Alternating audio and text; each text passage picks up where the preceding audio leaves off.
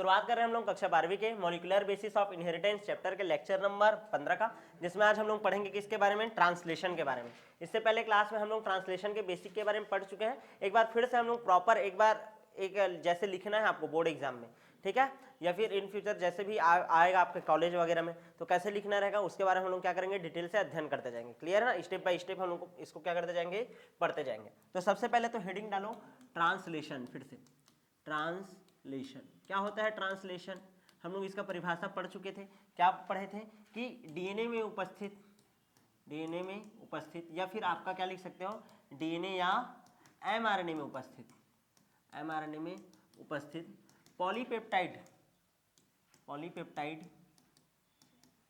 चैन निर्माण की सूचना,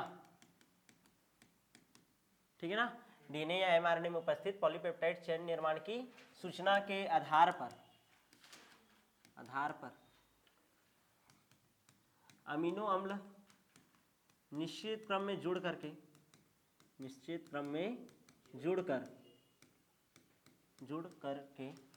ठीक है, किसका निर्माण करते हैं, प्रोटीन का निर्माण करते हैं। और इसी को ही हम लोग क्या बोलते हैं, ट्रांसलेशन। क्या बोलते हैं, ट्रांसलेशन। समझ आया कि नहीं? ठीक है, क्या बोले थे कि जब डीएनए रहता है, डीएनए से क्या बनता है आपका एमआरएनए, और एमआरएनए से हमारा क्या बनता है, प्रोटीन। क्या बनता है, प्रोटीन। यहाँ तक क्लियर है? तो एमआरएनए से जो प्रोटीन बनने का प्रोसेस है, इसी को बोलते हैं हम लोग क्या, ट्रांसलेशन। अब हम लोग को पता है जो डीएनए का सूचना रहता है वो एमआरएनए में ट्रिपलेट कोडान के रूप में उपस्थित होता है। कौन से रूप में उपस्थित होता है, ट्रिपलेट कोडान रूप में। तो ट्रिपलेट कोडान के आधार पर अमीनो अम्ल को क्या करते हैं हम लोग, जमाते हैं। अमीनो अम्ल को क्या करते हैं, जमाते हैं, जिससे हमको क्या प्राप्त होता है, पॉलीपेप्टाइड चैन। क्या प्राप्त होता है, पॉलीपेप्टाइड चैन। और ये जो पॉलीपेप्टाइड चैन निर्माण की प्रक्रिया है, इसी को ही हम लोग क्या बोलते हैं, ट्रांसलेशन। क्या बोलते हैं, ट्रांसलेशन। इसके बाद ये परिभाषा हो गया। परिभाषा के बाद इसका क्या लिखना है, हमको लोकेशन लिखना है। ट्रांसलेशन का प्रोसेस कहाँ होता है, चाहे वो प्रोकैरियोटिक हो चाहे यूकैरियोटिक हो, कहाँ होता है, साइटोप्लाज्मा में। क्या होता है, साइटोप्लाज्मा में। यहाँ तक क्लियर है कि नहीं? ठीक है, अब ट्रांसलेशन के कौन कौन से चरण है, एक एक करके उसको पढ़ते जाते हैं। क्लियर है ना? चलो शुरू करें। क्या ये हो गया परिभाषा सबका? ठीक है, इसको मैं एक ही जगह लिख देती, ये इतने को हम लोग क्या कर देते हैं, एक जगह अलग से कर देते हैं ना, छोटा करके रख देते हैं। ये हो गया, ठीक है। ट्रांसलेशन के निम्न चरण है करके लिखना शुरू करते हैं, ठीक है ना। ट्रांसलेशन के निम्न चरण है, ट्रांसलेशन के निम्न चरण है। ठीक है, कौन कौन से स्टेप है देखो। सबसे पहला स्टेप, ठीक है, अमीनो अम्ल तुम लोगों को बताया था कौन से अवस्था में उपस्थित होता है, साइटोप्लाज्मा में निष्क्रिय अवस्था में। तो हम लोग को उसको सबसे पहले क्या करना पड़ेगा, सक्रिय। तो सबसे पहला स्टेप होगा अमीनो अम्ल का सक्रियन। ठीक है, अमीनो एसिड का सक्रियन। अमीनो एसिड का क्या करेंगे हम लोग, सक्रियन। अब ध्यान से देखो, अमीनो एसिड जो रहता है वो एटीपी के साथ संयोग करता है। किसके साथ, एटीपी के साथ। और एटीपी के साथ संयोग करके, ध्यान से समझना, ठीक है, कौन से एंजाइम की मदद से, अमीनो एसिल, ध्यान देना, अमीनो एसिल सिंथेटेज एंजाइम की मदद से, synthetase, amino acyl synthetase enzyme की मदद से। अच्छा, अमीनो एसिल टीआरएनए सिंथेटेज बोलते हैं ना, किसके ऊपर काम करेगा, क्योंकि ये टीआरएनए। तो अमीनो एसिल, ACYL है ना, ये एसिल टीआरएनए सिंथेटेज एंजाइम की मदद से अमीनो एसिड किसमें कन्वर्ट हो जाएगा, अमीनो एसाइल टीआरएनए। देखो अमीनो एसिड किसमें कन्वर्ट हो गया, अमीनो एसाइल, ठीक है ना, टीआरएनए किसमें कन्वर्ट हो गया, अमीनो एसिड टीआरएनए। अच्छा, ये एटीपी था, इसमें का 2 डाइफास्फेट टूटा, 2 बॉन्ड टूटा, क्या बचेगा, केवल मोनोफास्फेट। क्या बचेगा, मोनोफास्फेट। तो amino acid AMP, amino acid, देखो अमीनो एसिड है, अमीनो एसिड बोला मैं, एटीपी है, ट्राइफास्फेट है, 2 ठोक निकल गया ऊर्जा देने के लिए, क्या बचा, मोनोफास्फेट। तो AMP टीआरएनए कॉम्प्लेक्स। क्लियर है कि नहीं? ये कैसा फॉर्म है, एक्टिव फॉर्म है। कैसा फॉर्म हो गया, एक्टिव। और ये अमीनो एसिड अभी कैसा था, इनएक्टिव था। क्या था, इनएक्टिव। सबसे पहला स्टेप क्या हो गया, अमीनो अम्ल का सक्रियन। ये सक्रिय अमीनो अम्ल है। यहाँ तक क्लियर है?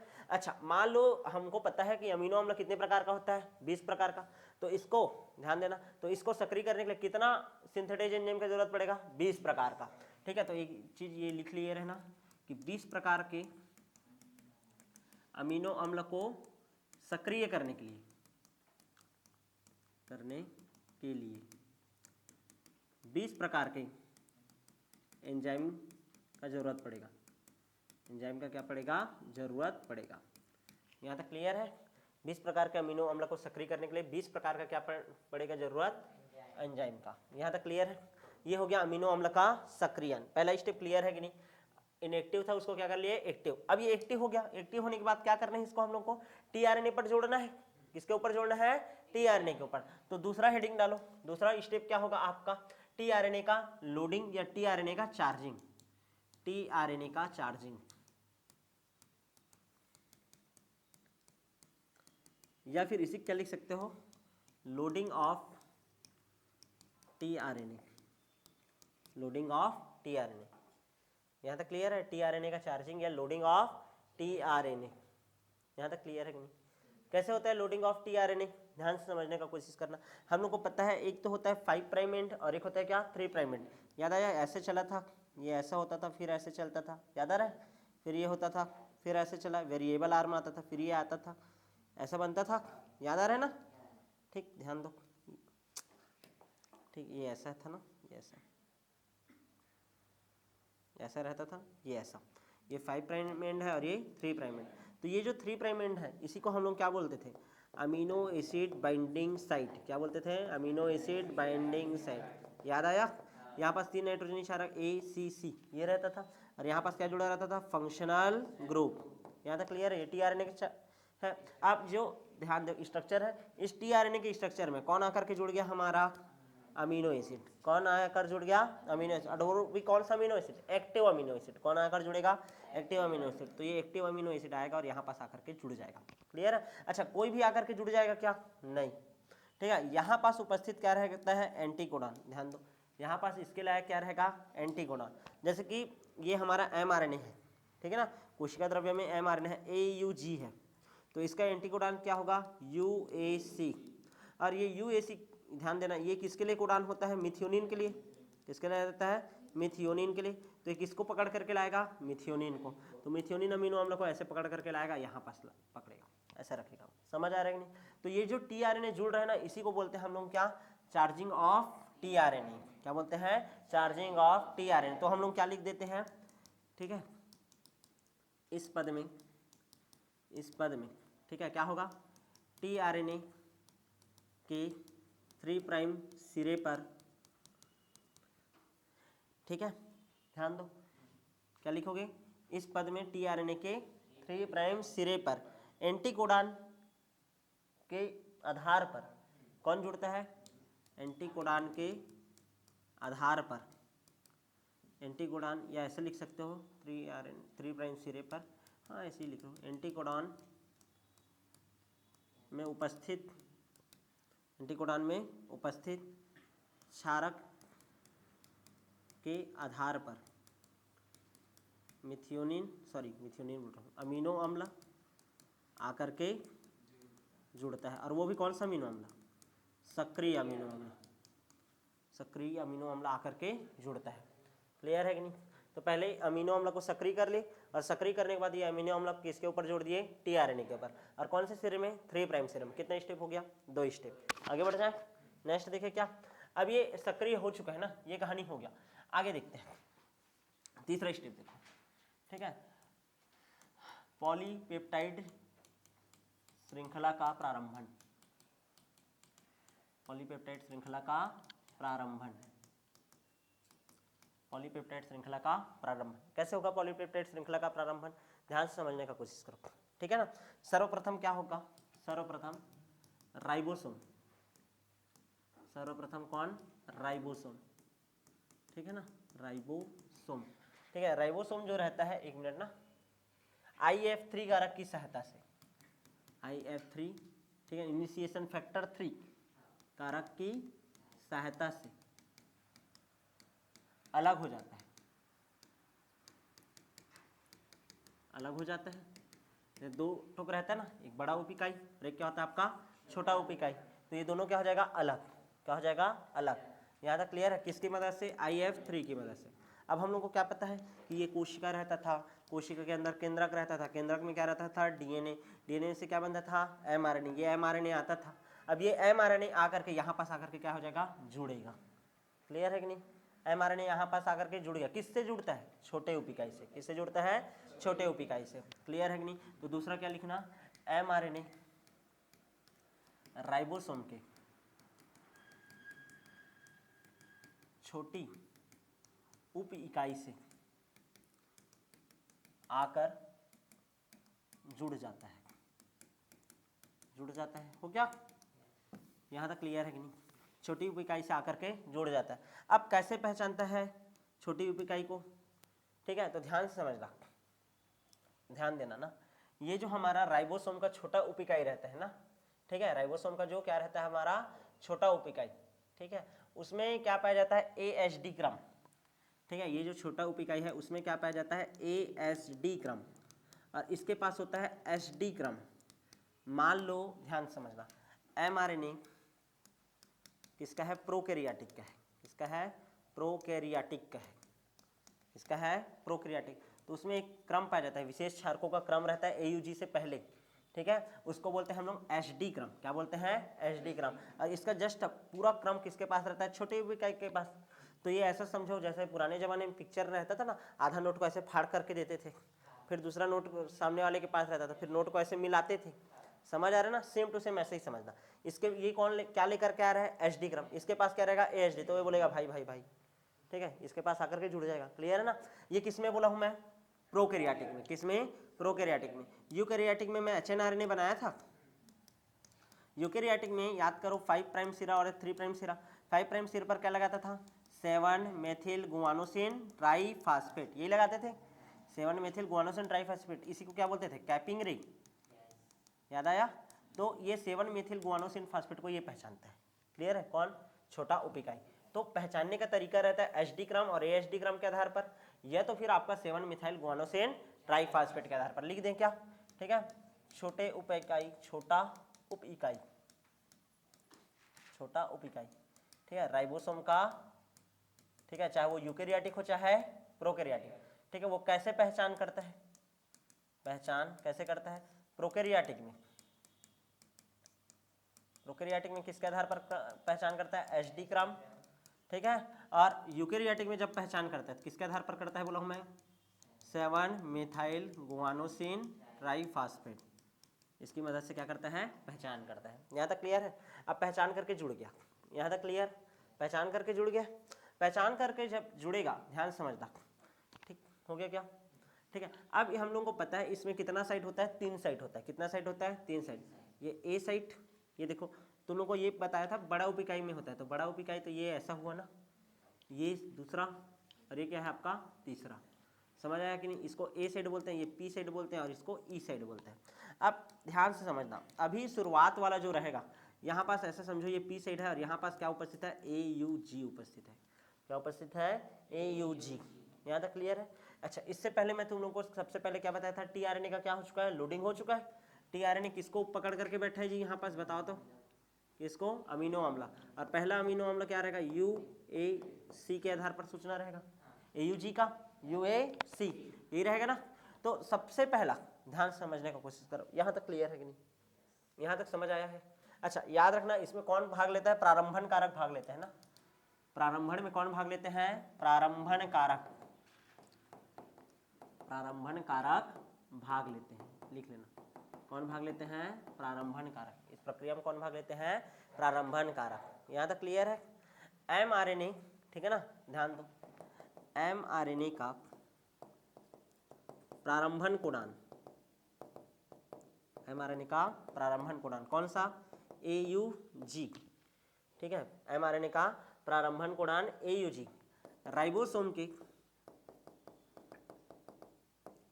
कौन सी साइट में आता है, पहले A साइट, नहीं सॉरी P साइट पर, पहले वाला बस किस में आएगा, P साइट पर, P साइट पर उपस्थित होता है, उपस्थित होता है।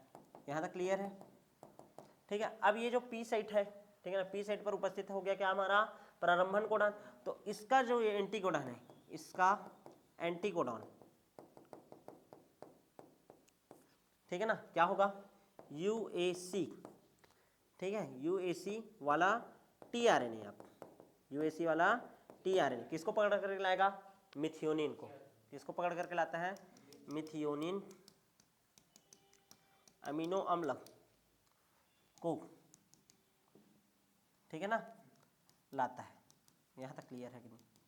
अभी किसको ला लिया, मिथियोनिन अमीनो अम्ल। अब ध्यान से समझो, ये वाला जो कहानी था, ये वाला पूरा, ये देखो ये टीआरएनए है, ये यहाँ पास पकड़ करके ला लिया, यूएसी बन गया। यहाँ तक क्लियर है कि नहीं। अब ध्यान दो, यहाँ तक समझ आया कि नहीं। अब इसके बाद दूसरा आएगा कोई अमीनो अम्ल, इसके बाद लिख देता हूँ। यहाँ तक समझ आ रहा है कि नहीं। तीसरा पॉइंट चल रहा है ना, पॉलीपेप्टाइड श्रृंखला का प्रारंभ हो रहा है बस अभी, ठीक है। यहाँ पास आकर के आएगा। अब ठीक है ना, एक स्टेप, ठीक है ना, राइबोसोम क्या करेगा, आगे खिसकेगा। राइबोसोम थोड़ा सा आगे खिसकेगा, तो ये जो पी साइट है वो कहाँ जाएगा, ई में आएगा। समझ आ रहा है कि नहीं। ये ध्यान दो, ये एयूजी है वो कहाँ चला जाएगा, ई में चला जाएगा। और यहाँ पास कोई नया आएगा, आ रहा है कि नहीं समझ, ठीक है। अच्छा, नया जो टीआरएनए आएगा वो फिर कोई दूसरा, यहाँ पास जैसे एयूजी था तो जीएसी है ऐसा, तो जीएसी है तो जी का उल्टा क्या होगा बताओ तो, सी, ठीक है, यू और जी। अब ये वाला आएगा कोई नया अमीनो अम्ल को पकड़ करके, समझ आ रहा है कि नहीं। ये ऐसा आगे खिसकेगा। अब दूसरा वाला जो आता है ना, अब दूसरा टीआरएनए किसी अन्य अमीनो एसिड को राइबोसोम के कौन से साइड पर लाएगा, एक की पी, ए साइड पर। अब कहाँ आएगा, ए साइड पर। शुरुआत वाला बस कहाँ आता है आपका, पी साइड पर। राइबोसोम के पी साइड पर, सॉरी पी साइड है ना, सॉरी ए साइड, ए साइड पर लाता है, ए साइड पर लाता है। यहाँ तक क्लियर है। अब ये वाला जो है, ये देखो ये ऐसा गया, ये यहाँ पास इसको ला दिया। समझ आ रहा है कि नहीं, ऐसा यहाँ पास आ गया। देखो अब क्या होगा, ध्यान दो, यहाँ तक समझ आएगा नहीं। पॉलीपेप्टाइड श्रृंखला का प्रारंभन हो गया, यहाँ तक समझ आया। अब दोनों अमीनो अम्ल के मध्य क्या बन जाएगा आपका, पेप्टाइड बंध। पेप्टाइड बंध का क्या होता है, निर्माण होता है, निर्माण होता है। आया कि नहीं समझ में सबको, यहाँ तक क्लियर है। शुरुआत हो गया ये। अब ये क्या होते जाएगा, आगे बढ़ते जाएगा। कौन, राइबोसोम। कौन आगे बढ़ते जाएगा, राइबोसोम। यहाँ तक क्लियर है। और इधर से टीआरएनए क्या पकड़ के लाएगा, अमीनो अम्ल को। किसको, अमीनो अम्ल को। यहाँ तक क्लियर है। तो ये हो गया पॉलीपेप्टाइड श्रृंखला का प्रारंभन। अब दूसरा देखते हैं, पॉलीपेप्टाइड श्रृंखला का प्रारंभन हो गया। नेक्स्ट चौथा पद, पॉलीपेप्टाइड श्रृंखला का दीर्घीकरण। अब इसको क्या करना है, बढ़ाना है ना, तो क्या करेंगे, दीर्घीकरण करेंगे। क्या करेंगे, दीर्घीकरण। तो इसमें कौन भाग लेगा, दीर्घीकरण कारक, इलॉन्गेशन फैक्टर भाग लेते हैं। कौन भाग लेंगे, इलॉन्गेशन फैक्टर इसमें क्या करेंगे, भाग लेंगे। यहाँ तक क्लियर है कि नहीं। और इलॉन्गेशन फैक्टर जब भाग लेंगे, ध्यान से समझने का कोशिश करो, इसमें आगे बढ़ते हैं, ठीक है। इलॉन्गेशन फैक्टर जब भाग लेंगे, ठीक, तो किसका निर्माण करते जाएंगे, पॉलीपेप्टाइड चेन का। पॉलीपेप्टाइड चेन का निर्माण करते जाते हैं, निर्माण करते जाते हैं, ठीक है। और किस पॉलीपेप्टाइड चेन, जैसे एक अमीनो अम्ल है RCHNH2COOH, कोई और अमीनो अम्ल आएगा तो R2 लिख देता हूँ, R2CHNH2COOH। तो ध्यान दो, यहाँ पास का OH और यहाँ पास का एक H निकाल देगा क्या, H2O, और क्या बना देगा R1CHNH। ऐसा ही और आगे बढ़ेगा इधर, ठीक है ना। यहाँ पास क्या आ जाएगा, C+ONH, ठीक है। फिर C, ये H, ये R2 और ये C+O, ये ऐसा आगे बढ़ते जाएगा। क्लियर ना। और ऐसे किसका निर्माण होते जाएगा, आपका पॉलीपेप्टाइड चेन का। किसका निर्माण होते जाएगा, पॉलीपेप्टाइड चेन का। क्लियर है कि नहीं। मतलब एक अमीनो अम्ल का C सिरा और एक अमीनो अम्ल का N सिरा आपस में जुड़ करके किसका निर्माण करते जाते हैं, पॉलीपेप्टाइड चेन का। क्लियर ना। पॉलीपेप्टाइड बंध बनाएंगे और किसका निर्माण हो जाएगा, पॉलीपेप्टाइड चेन। और ध्यान से समझना, mRNA पर ये हो गया ना, ठीक है। अब क्या होगा, mRNA पर राइबोसोम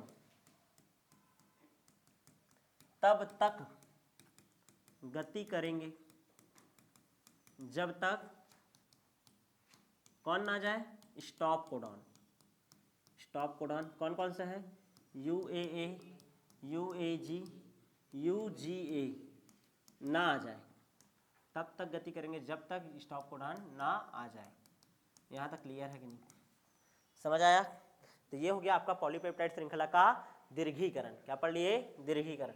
यहाँ तक समझ आया कि नहीं, यहाँ तक क्लियर है? देख लो भाई एक बार डायग्राम देखो, इनिशिएशन कैसे हो रहा है, ध्यान दो इधर। ठीक है, सबसे पहले हम लोग क्या पढ़े, इनिशिएशन। ठीक है ना, क्या करें, इनिशिएशन। यहाँ पर देखो ये हमारा राइबोसोम है, ध्यान दो, छोटा उपिकाई और ये बड़ा उपिकाई। यहाँ पास जैसे स्टार्ट कोडॉन था AUG, तो उसका जस्ट एंटी कोडॉन लेकर के आया, और यहाँ पास क्या ला लिए हम लोग, मिथियोनिन अमीनो अम्ल। ये कौन सा साइड है बोला हूँ मैं तुम लोग को, सबसे पहला वाला साइड P साइड है। क्या है, P साइड। अब ये वाला जो आएगा वो यहाँ पास आएगा A साइड पर, ये जैसे ये कहाँ पास आया, A साइड पर, ये आगे यहाँ पास जुड़ेगा, फिर इसके बीच और इसके बीच में क्या बनेगा, पेप्टाइड बॉन्ड बन जाएगा। क्या बन जाएगा, पेप्टाइड बॉन्ड। यहाँ तक क्लियर है? फिर ये वाला निकलेगा, समझ आ रहा है कि नहीं? फिर उसके बाद ये इधर आ जाएगा, और इधर इसके बाद यहाँ पास कोई और एक अमीनो एसिड होगा, वो आएगा TRNA के साथ लोड होकर के।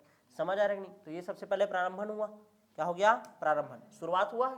शुरुआत होने के बाद ये प्रोसेस क्या होते जाएगा, लगातार चलते रहेगा। क्या होते रहेगा, चलते रहेगा। जैसे कि देखो कैसे चलते रहेगा, देखो ठीक, यहाँ पास ध्यान दो। ठीक, ये है, ये ऐसा आया, आने के बाद ये देखो ये ऐसा बना हुआ है, ये ऐसे यहाँ पास आया, पहला है ना, पहला। फिर ये देखो इसके और इसके बीच में क्या बन गया, पेप्टाइड बॉन्ड। क्या बन गया, पेप्टाइड बॉन्ड। फिर ये ध्यान देना, ये वाला आगे बढ़कर निकल गया, ये देख, फिर यहाँ पास कोई आएगा, समझ आ रहा है नहीं, इधर फिर आएगा, फिर ये आगे बढ़ेगा, समझ आ रहा है? और ऐसा लगातार क्या होते जाएगा, पेप्टाइड बॉन्ड का निर्माण होते जाएगा। नया TRNA कभी भी आकर के जहाँ जुड़ेगा, A साइट पर जुड़ेगा। कहाँ जुड़ेगा, A साइट पर। बस पहला वाला बस कहाँ जुड़ेगा, P साइट पर। क्लियर है ना? शुरुआत यहाँ से कराना पड़ेगा ना, उसके बाद जो भी आएगा यहाँ पास आते जाएगा। समझ आ रहा है, क्लियर है? और ये प्रोसेस लगातार चलते रहेगा, और लगातार किसका निर्माण होते रहेगा, आपके पॉलीपेप्टाइड चेन का। यहाँ तक क्लियर है? अब ये तब तक चलते रहेगा, ये mRNA है, जब तक कि उसमें क्या ना आ जाए, या तो समापन कोडान, या तो UAA या UAG या UGA, तीनों में से कोई भी एक आ गया तो काम करना क्या हो जाएगा, बंद। यहाँ तक क्लियर है कि नहीं, समझ आ रहा है कि नहीं? ठीक है, अब ध्यान दो, अब तीसरा हम लोग क्या पढ़ेंगे, यहाँ तक समझ आया कि नहीं? नेक्स्ट सबसे लास्ट टॉपिक क्या हो जाएगा आपका, पॉलीपेप्टाइड श्रृंखला का समापन। कौन सा पॉइंट है, छठवां है क्या, पांचवा है, पांचवा लिख लो, पॉलीपेप्टाइड श्रृंखला का समापन। ठीक है, कौन उपस्थित हो जाता है, ध्यान दो, कैसे लिखोगे? ठीक है, स्टॉप कोडॉन के आने पर, राइबोसोम के A साइट पर कोई TRNA नहीं आता है, कोई भी TRNA अमीनो एसिड को लेकर नहीं आता है। ठीक है, अमीनो एसिड को लेकर के नहीं आता है। ठीक है, अच्छा, इसी यहीं पास कौन काम करता है, रिलीजिंग फैक्टर कार्य करता है। कौन कार्य करता है, रिलीजिंग फैक्टर क्या करता है, कार्य करता है। यहाँ तक समझ आ रहा है नहीं? अच्छा, एक चीज याद रखना कि जब राइबोसोम गति कर रहा था ना, इसमें देखो राइबोसोम यहाँ पास है छोटा, फिर बड़ा उपिकाई, फिर ये यहाँ से थोड़ा सा और आगे गया, ये देखो ऐसा, समझ आ रहा है नहीं? तो ये जो संरचना बनता है ना, इसको बोलते हैं हम लोग पॉलीराइबोसोम। क्या बोलते हैं, पॉलीराइबोसोम। ठीक है, पॉलीराइबोसोम या पॉलीसोम बोल देते हैं। क्या बोल देते हैं, पॉलीसोम। क्लियर है नहीं? अच्छा, और ये जो गति चल रहा है ना राइबोसोम की गति को हम लोग बोलते हैं ट्रांसलोकेशन। राइबोसोम की गति को क्या बोलते हैं, ट्रांसलोकेशन। mRNA पर राइबोसोम की गति को क्या बोलते हैं, ट्रांसलोकेशन। ठीक है, और यहाँ पास कौन सा एंजाइम काम करता है, याद रखना है तुम लोगों को, ट्रांसलोकेज एंजाइम। ट्रांसलोकेज एंजाइम कौन सा एंजाइम करता है, हमारा ट्रांसलोकेज एंजाइम। यहाँ तक क्लियर है कि नहीं? कौन सा एंजाइम काम कर देता है, ट्रांसलोकेज एंजाइम। अंत में जैसे ही समापन कोडान आएगा, ठीक है, राइबोसोम भी जो रहेगा विमुक्ति कारक की मदद से क्या हो जाएगा, अलग हो जाएगा फिर से, और ये हमारा पॉलीपेप्टाइड श्रृंखला भी अलग। समझ आया कि नहीं? तो इस तरीके से आपका, ठीक है ना, कौन सा वाला टॉपिक आपका, ट्रांसलेशन, वो भी क्या होता है, कंप्लीट। एक बार आपको नोट्स को क्या करना है, रीड करना है, रीड करोगे तो और अच्छे से समझ आते जाएगा। अब हमारा ध्यान देना, एक सेल है, सेल के अंदर उपस्थित है क्या हमारा, ध्यान देना, केंद्रक। क्या उपस्थित है, केंद्रक। ये देखो ये केंद्रक है, न्यूक्लियस, ठीक है, न्यूक्लियस, ये न्यूक्लियस पूर है। अंदर गए, अंदर में क्या उपस्थित होगा हमारा, डीएनए। क्या रहता है, डीएनए। चले गए, डीएनए। डीएनए कौन से फॉर्म में है हमारा, क्रोमोसोम। कौन से फॉर्म में अभी, क्रोमोसोम। क्लियर है, हम लोग को पता है क्रोमोसोम, क्रोमेटिन, ये हिस्टोन प्रोटीन है, याद आ रहा है सब, ठीक है, न्यूक्लियोसोमल मॉडल जी, ठीक है। अब ये देखो ये हमारा क्या है, डीएनए है, ठीक है ना, क्या है, डीएनए। अब ये जो डीएनए है, डीएनए में बहुत सारा क्या रहता है, जीन, और वह जीन जो कि किसका निर्माण करता है, सिस्ट्रॉन का, ठीक है, सॉरी किसका, प्रोटीन का, उसको हम लोग क्या बोलते हैं, क्या बोलते हैं जी, सिस्ट्रॉन। क्या बोलते हैं, सिस्ट्रॉन। आरएनए पॉलीमरेज एंजाइम आता है, ठीक है, अनवाइंडिंग ऑफ क्या करेगा, डीएनए, ठीक है, खोल देगा इसको, ठीक है। आरएनए पॉलीमरेज क्या बनाएगा, पहले आरएनए बनाएगा। क्या बनाएगा, आरएनए। तो ये देखो आरएनए पॉलीमरेज क्या बनाते जा रहा है, आरएनए। अच्छा कौन सा आरएनए है यार, एमआरएनए। कौन सा आरएनए है, एमआरएनए। यदि प्रोकैरियोटिक रहता है डायरेक्ट बनता है, और यूकैरियोटिक रहता है तो एक्सॉन इंट्रॉन वाला कहानी रहता है। अब ये देखो ये हमारा एमआरएनए बन गया, ठीक है ना। अब ये जो एमआरएनए है, ध्यान से समझने का कोशिश करना, ये हमारा एमआरएनए, इसी एमआरएनए से आगे जाकर के किसका निर्माण होगा, बोलो मैं तुम लोग को, प्रोटीन का। किसका निर्माण होगा, प्रोटीन का। अच्छा इसमें जो भी इंट्रॉन वाला पार्ट रहता है ना, उसको हम लोग क्या कर देते हैं, कट, और एक्सॉन एक्सॉन वाले पार्ट को क्या करते हैं, जोड़ते हैं। याद आया, स्प्लिट जीन वाला कॉन्सेप्ट। अब ये बाहर निकला केंद्रक छिद्र से, और मैं क्या बोला था, अब इसका होगा क्या, ट्रांसलेशन। क्या होगा, ट्रांसलेशन। यहां तक क्लियर है कि नहीं। अब ट्रांसलेशन कैसे होता है, ध्यान से समझने का कोशिश करो। सबसे पहले तो राइबोसोम के साथ जुड़ेगा, छोटे उपिकाइस जुड़ता है, इसके पास रहता है कौन सा क्रम बोला था मैं, एचडी क्रम, इसके पास एएचडी क्रम। यहां तक क्लियर है। और इसमें उपस्थित जो भी सूचना रहेगा उसका एंटीकोडॉन किसके पास रहता है, टीआरएनए के पास। और टीआरएनए इस एंटीकोडॉन के आधार पर क्या को लेकर रहेगा, अमीनो अम्ल को। किसको, अमीनो अम्ल को। अमीनो अम्ल का चार्जिंग हो गया है टीआरएनए के ऊपर। टीआरएनए का चार्जिंग मतलब लोडिंग ऑफ टीआरएनए।